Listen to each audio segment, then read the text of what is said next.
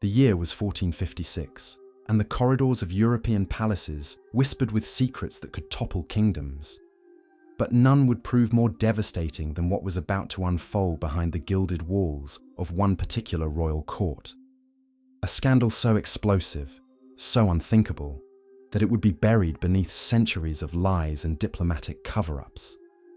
This is the story of Princess Eleonora, a young woman whose life would become a cautionary tale of power, betrayal, and the lengths to which those in authority will go to protect their own interests. What I'm about to reveal isn't just another tale of royal intrigue. It's a testament to how absolute power corrupts absolutely, and how the most vulnerable members of society can be sacrificed on the altar of political necessity. The perpetrator of this crime wasn't some foreign enemy or common criminal. It was someone who should have been Eleonora's greatest protector, someone whose very position demanded honor and virtue, someone no one would ever suspect. Before we dive into the horrific details of what happened to this 15-year-old princess, we need to understand the world she inhabited. Medieval Europe was a place where women existed solely as political instruments, where a princess's worth was measured not by her intelligence or character, but by her ability to secure advantageous marriages and produce legitimate heirs.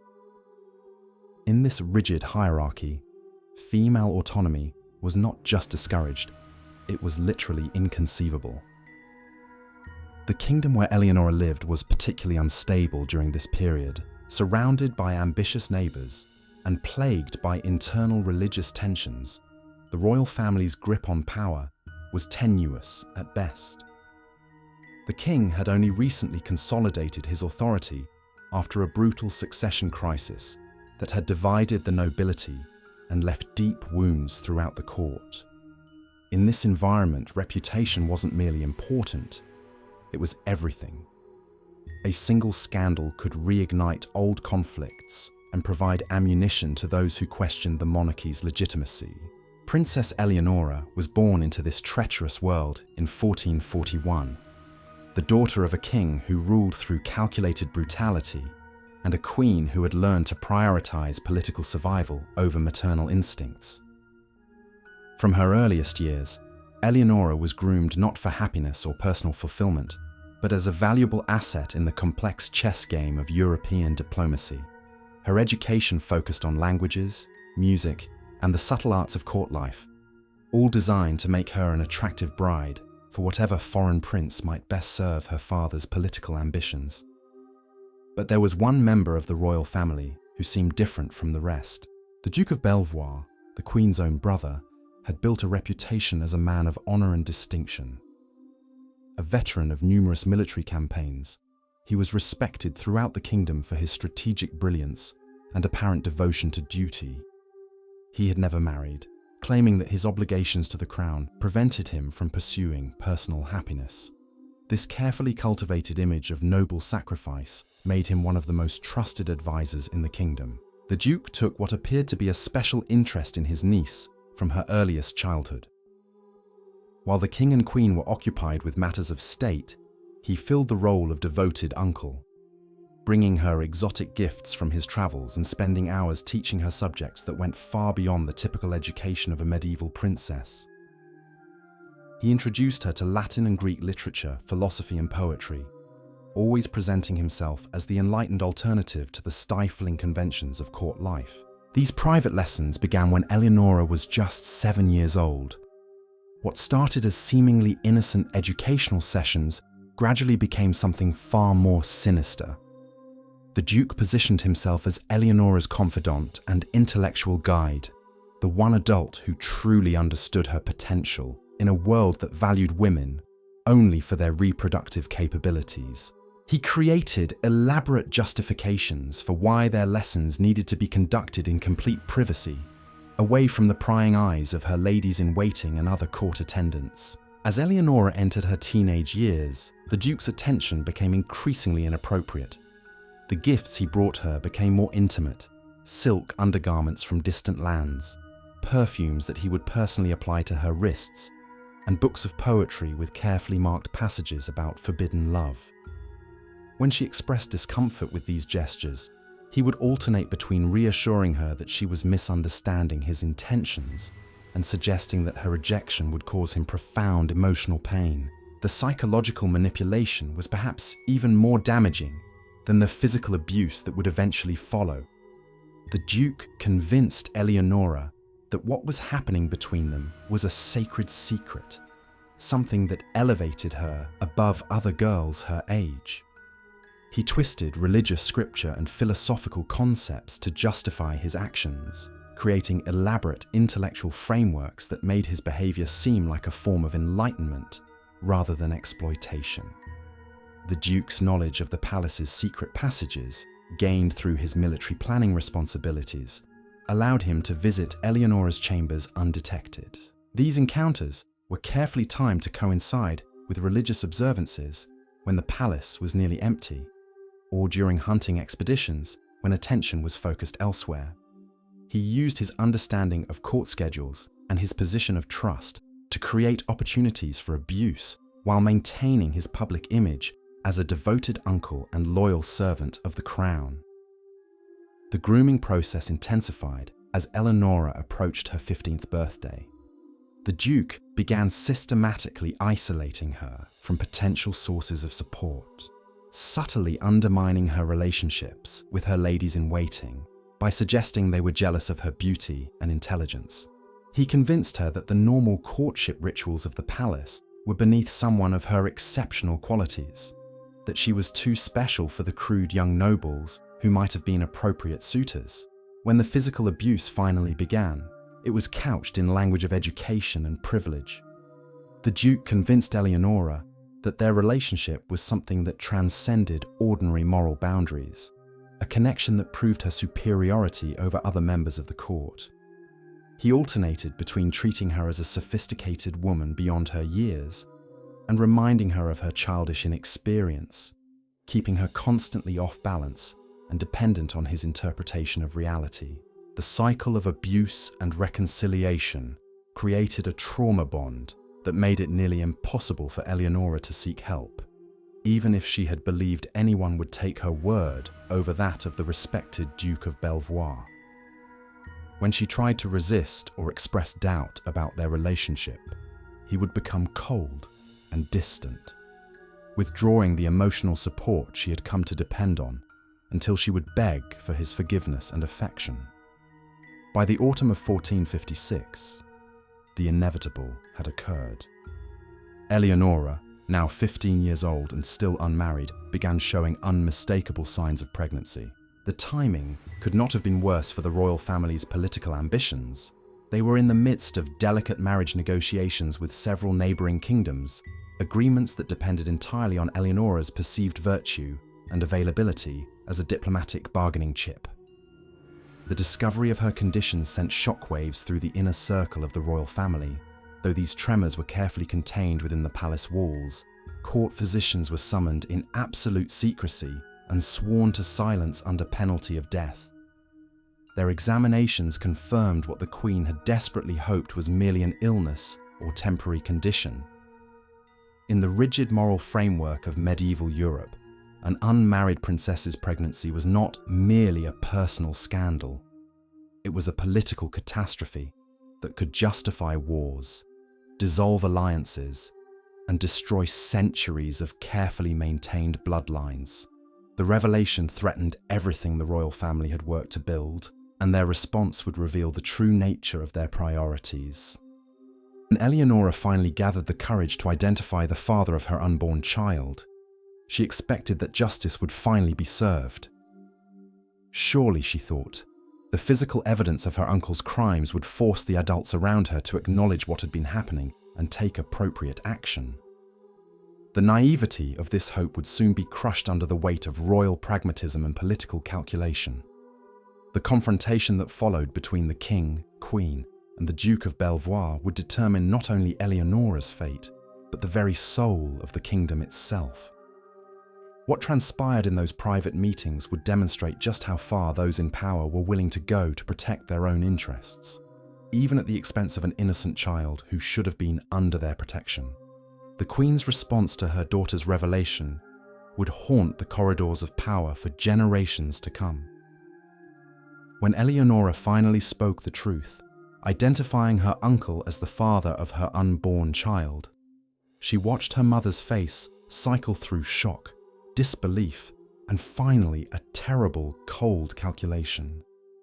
Here was a mother faced with the ultimate test between maternal instincts and political survival. The choice she made would define not just her daughter's fate, but her own legacy as well. What followed was not the justice Eleonora had desperately hoped for, but a masterclass in royal damage control that prioritized dynasty over decency. Emergency councils convened in the dead of night, attended only by the most trusted advisors who had proven their ability to bury secrets that could topple kingdoms. The discussions that took place in those candle-lit chambers focused not on punishing the perpetrator, but on containing the catastrophe he had created. The Duke of Belvoir himself participated in these meetings with breathtaking audacity.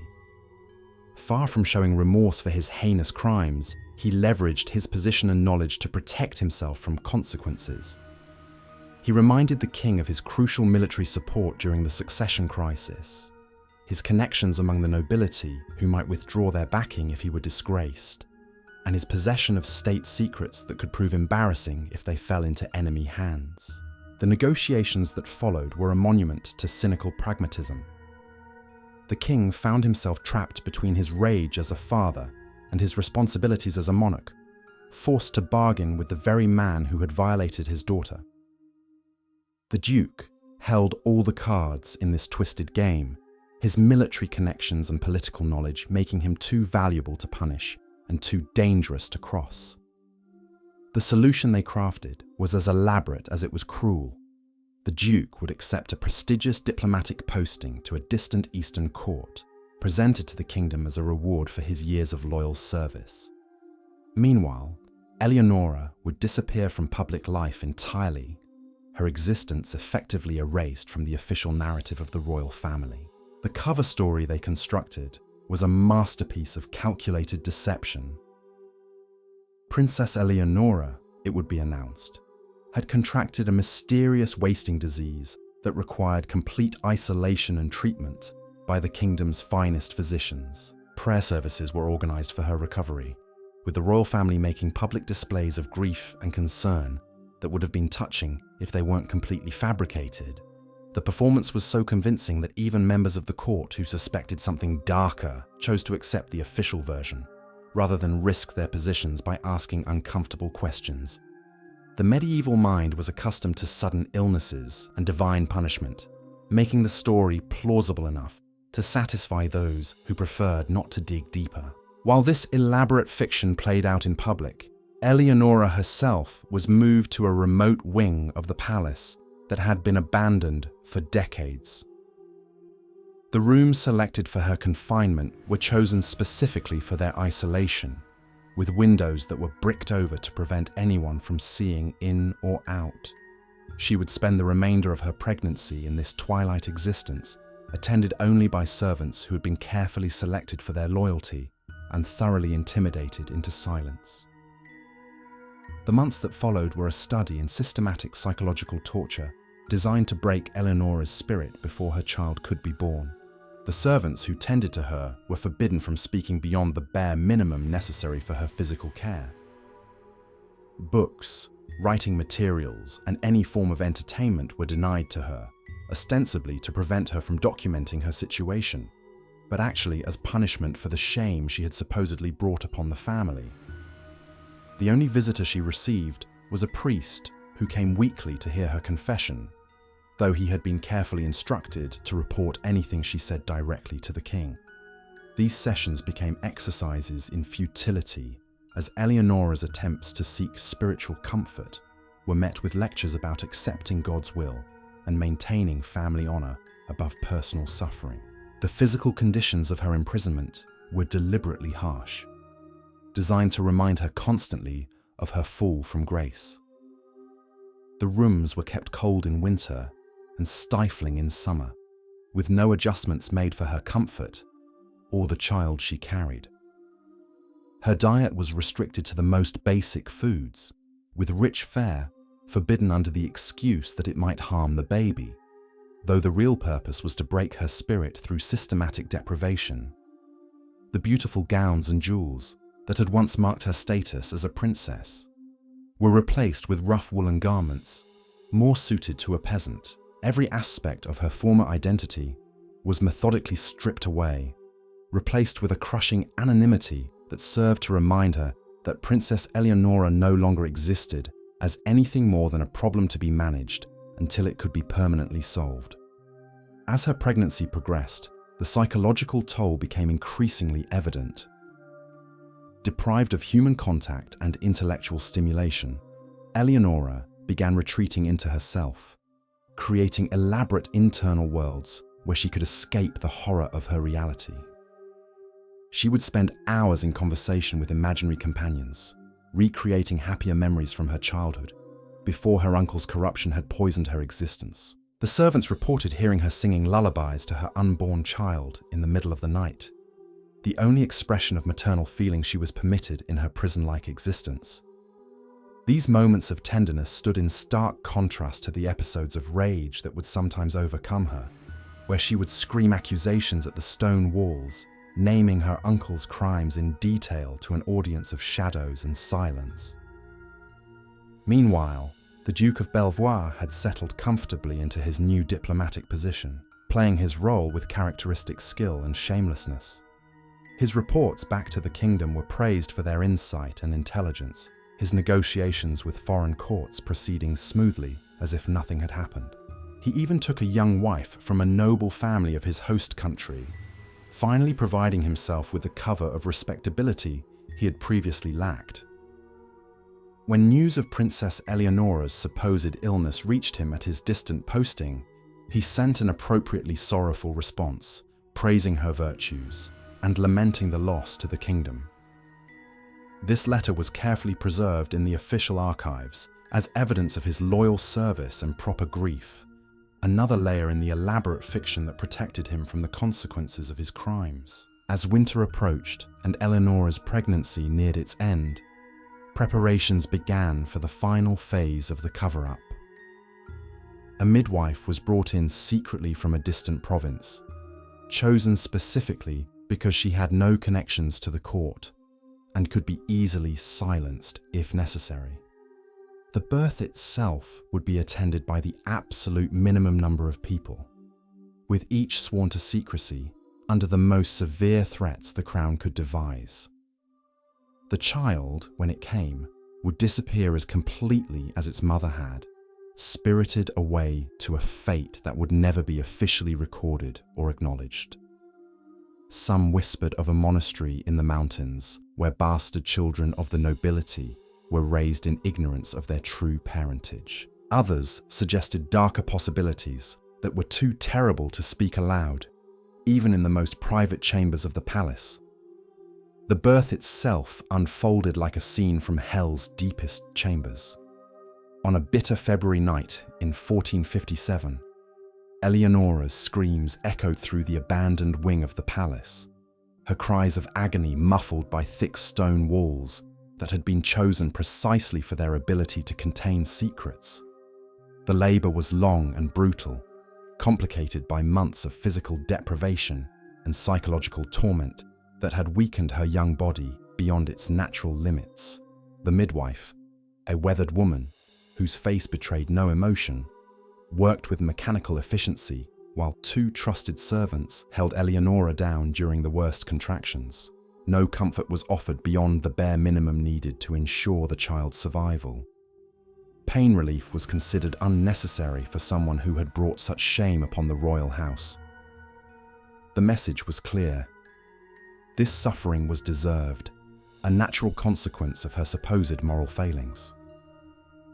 When the baby finally emerged after nearly 20 hours of labor, it was a healthy boy, despite the horrific circumstances of his conception and gestation. For one brief, precious moment, Eleonora was allowed to see her son, to witness the miracle of life that had grown within her tortured body.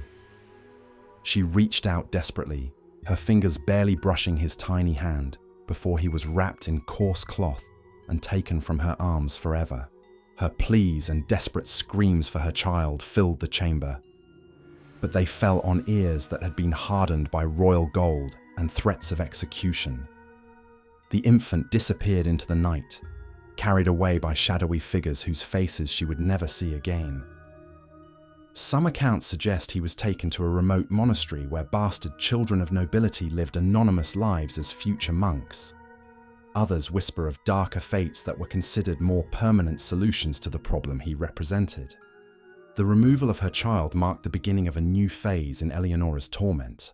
With the immediate crisis of the pregnancy resolved, the royal family faced the question of what to do with her long-term existence. Various options were debated in those midnight councils that had become the true governing body of the kingdom. Some advisors suggested allowing her to take religious vows and enter a convent where she could live out her days in relative peace.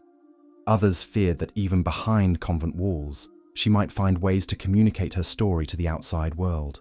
The king, perhaps influenced by his wife's cold pragmatism or consumed by his own shame at having failed to protect his daughter, chose the most merciless option available. Eleonora would remain in her palace prison indefinitely, a living ghost whose very existence would be systematically erased from all official records. To the outside world, Princess Eleonora was already dead, having succumbed to her mysterious illness.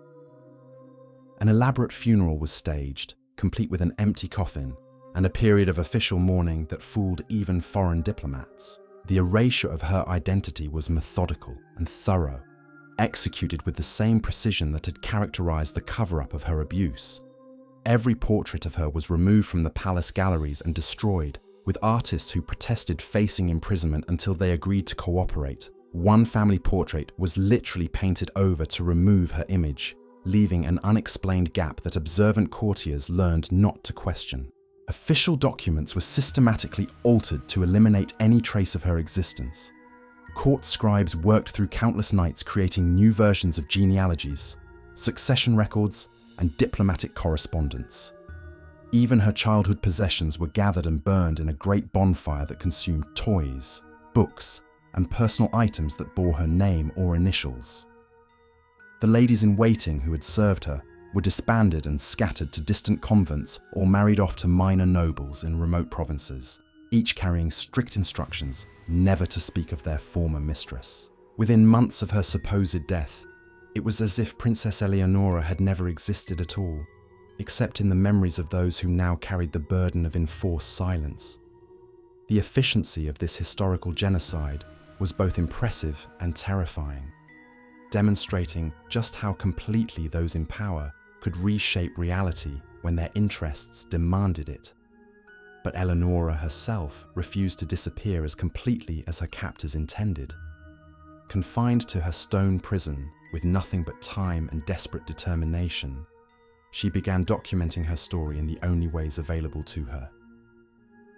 Using a needle pulled from her clothing, she carved words and symbols into the walls of her chamber, a process that took months of patient work and left her fingers bloody and scarred from the effort. She created an elaborate calendar system, marking each day since her child had been taken from her, though her isolation made it impossible to know if her calculations remained accurate. The act of counting became a form of resistance, a way of insisting that time still mattered, even when the world had declared her dead. She hid messages in the seams of her clothing and beneath loose floorboards, desperate attempts to leave some record of her existence for future generations who might one day uncover the truth. The journals she managed to create were masterpieces of ingenuity born from desperation. Using charcoal from the fireplace mixed with her own blood when necessary, she wrote on scraps of fabric torn from her bedding and clothing.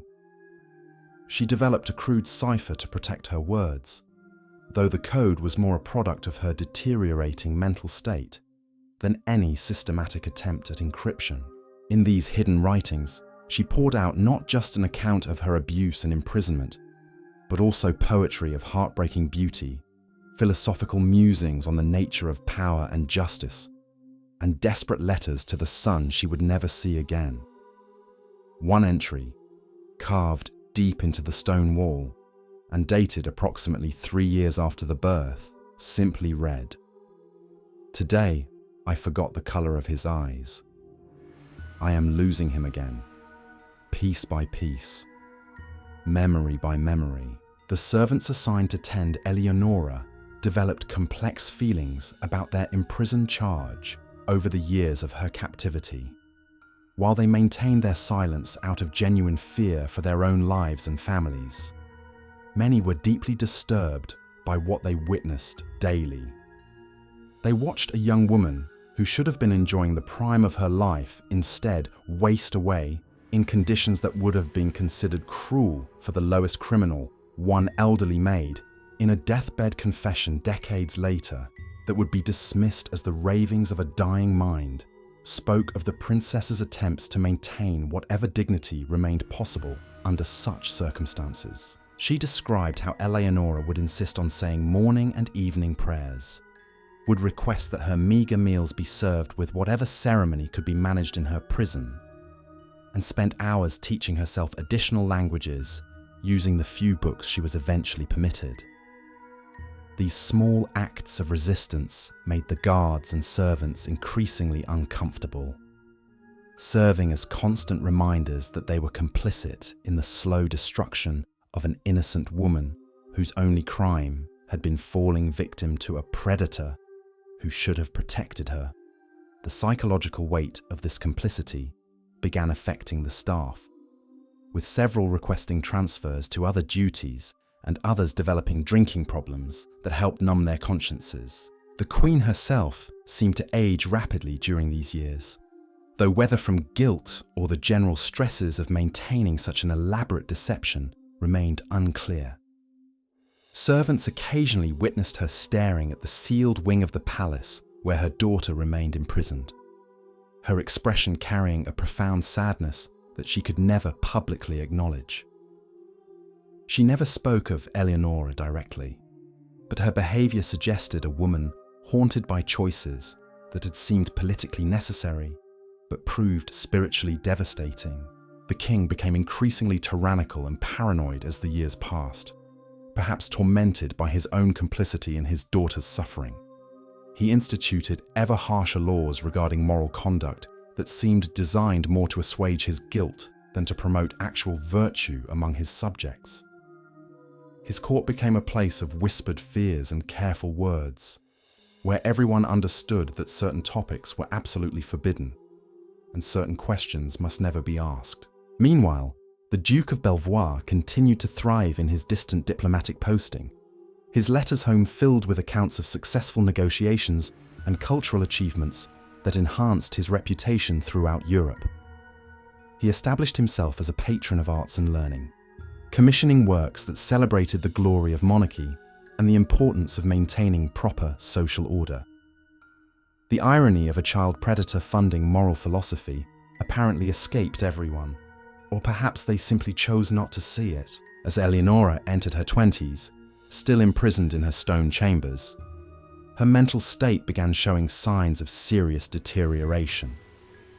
Years of isolation, combined with the trauma of her abuse and the loss of her child, had created psychological wounds that festered in the darkness of her confinement.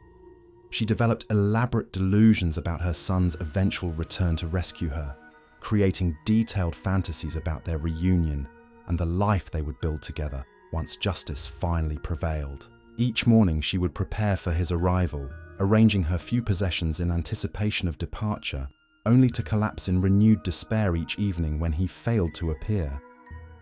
She began to believe that the servants attending her were actually spies sent by her uncle to monitor her activities and report back on her mental state.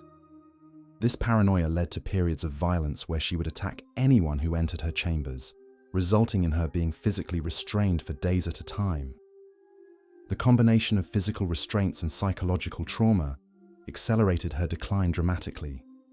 She stopped eating regularly, convinced that her food was being poisoned and had to be force-fed to prevent her death from starvation. The irony was bitter. They were keeping her alive against her will in order to continue punishing her for crimes she had never committed. The religious torment that consumed Eleonora's mind added yet another layer to her suffering, raised in the deeply Catholic environment of the medieval court, She struggled desperately to reconcile her faith with the incomprehensible circumstances of her imprisonment. The weekly visits from the palace priest, rather than providing comfort, became sessions of additional psychological torture as he reinforced the narrative that her suffering was somehow God's will.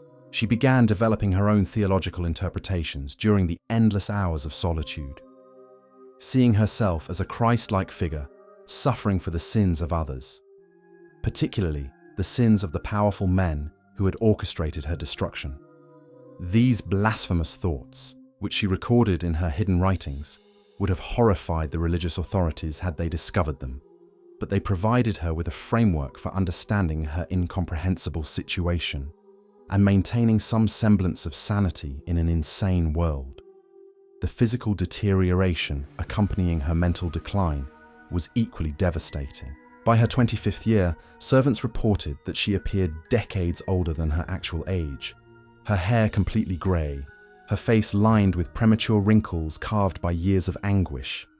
Her body had become frail and bent from malnutrition and the constant dampness of her chambers.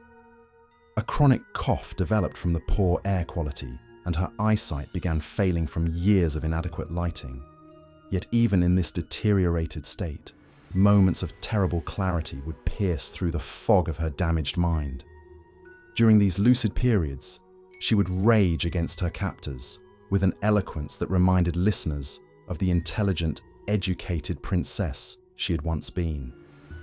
She would recite long passages from classical literature she had studied in happier times, twisting them into devastating indictments of her uncle's crimes and the complicity of everyone who had enabled them. These outbursts were considered particularly dangerous by her guards, who feared that her words might somehow reach sympathetic ears. Orders came down from the highest levels to further limit human contact, ensuring that her accusations would echo only off stone walls and fall on deaf ears. The irony was crushing. The very intelligence that had once made her a prized student now marked her as a threat that needed to be contained. The final years of Eleonora's life were characterized by an eerie calm that unsettled her guards more than her previous episodes of violence and despair. She stopped attempting to escape, ceased raging against her captivity, and abandoned her preparations for her son's imagined return. Instead, she spent her time in quiet activities that appeared almost peaceful to casual observers. She would arrange and rearrange the few objects in her chambers in precise geometric patterns, finding some mysterious comfort in these ritualistic behaviors. Her conversations with invisible companions became more elaborate and seemingly comforting, as if she had finally found the human connection that had been denied to her in the physical world. Some servants believed she had achieved a form of peace through complete surrender to madness, while others suspected she was planning something they couldn't comprehend. The truth was probably simpler and more heartbreaking than either interpretation. After 15 years of captivity, Eleonora had simply exhausted her capacity for both hope and despair. She had settled into a state of existence that transcended normal emotional categories, a place where neither peace nor torment held meaning anymore.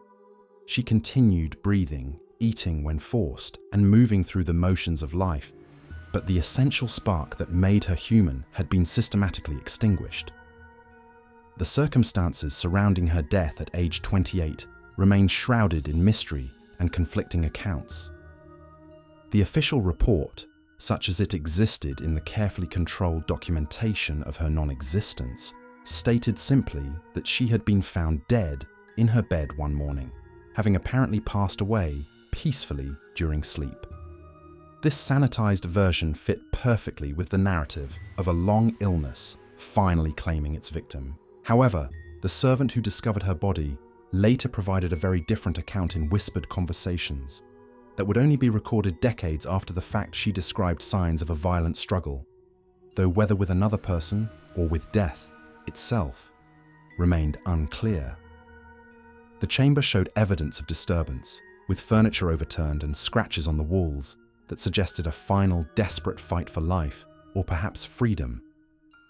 Some historians have speculated that Eleonora was murdered to prevent any possibility of her story emerging, particularly as rumors began circulating that the Duke was planning to return to court and wanted to ensure no complications arose from his past. Others believe she finally succeeded in ending her own torment, having discovered or created some means to escape the only way left available to her. The truth, like so much about her story, was buried along with her body in an unmarked grave.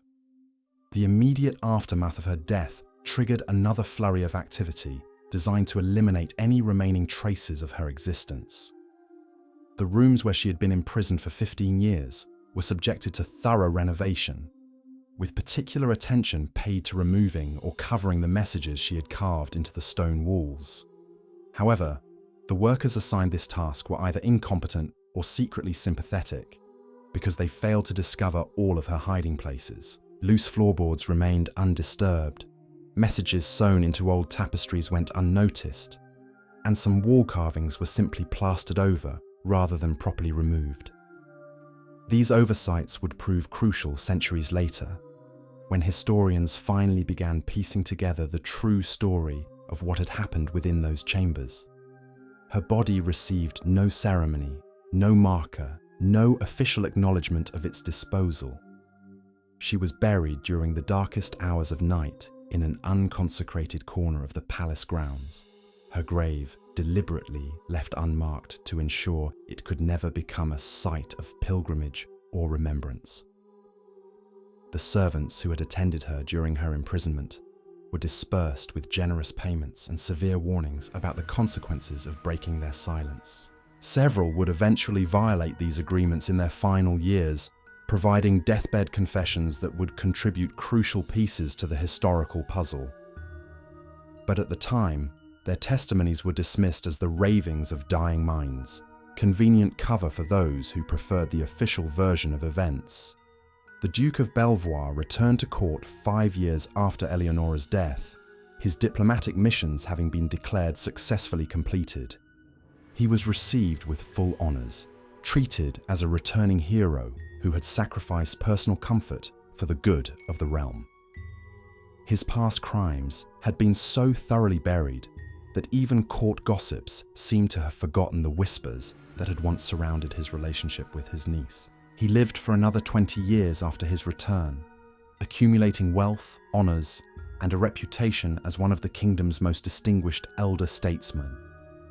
His establishment of schools and patronage of religious institutions created a legacy of apparent virtue that masked the monstrous reality of his true character. When death finally claimed him at 73, he received a state funeral with full honours, buried in the royal cathedral with a magnificent tomb, proclaiming his loyalty, wisdom, and service to the crown. The inscription carved into his marble memorial made no mention of the young life he had destroyed, the innocence he had corrupted, or the elaborate conspiracy required to protect him from justice. Instead, it celebrated a man who had supposedly embodied the highest ideals of medieval nobility, a fiction so complete that future generations would study his life as an example of proper aristocratic behaviour.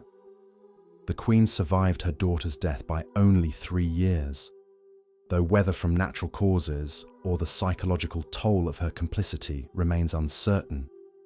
Palace servants reported that her final months were tormented by nightmares from which she would wake screaming Eleonora's name, begging forgiveness from someone only she could see. Her deathbed was surrounded by priests and courtiers, but when she attempted to make what appeared to be a confession, the king intervened, clearing the chamber of all witnesses. Her final words, according to a young nurse who remained hidden in an alcove, were reportedly, "The stones remember everything." This cryptic statement was dismissed as the delusions of a dying mind, but in light of later discoveries, it seems possible she was referring to the messages Eleonora had carved into her prison walls, suggesting that even in death, some part of her retained knowledge of her daughter's attempts to preserve the truth. The king himself would live another decade, but his reign became increasingly characterized by paranoia and cruelty that seemed to spring from some deep well of guilt or fear. He instituted draconian laws regarding moral behavior that appeared designed more to punish himself than to govern his subjects effectively. His spending on religious monuments and charitable works reached absurd levels, as if he were attempting to purchase divine forgiveness for sins too terrible to confess. The story of Princess Eleonora stands as one of history's most damning indictments of unchecked power and institutional complicity. A 15-year-old girl, victimized by the very man who should have protected her, became a sacrifice on the altar of political expediency. Her uncle's crimes were not aberrations, but symptoms of a system that valued reputation over justice, dynasty over human dignity. Though they succeeded in erasing her from official records, they could not silence her voice entirely.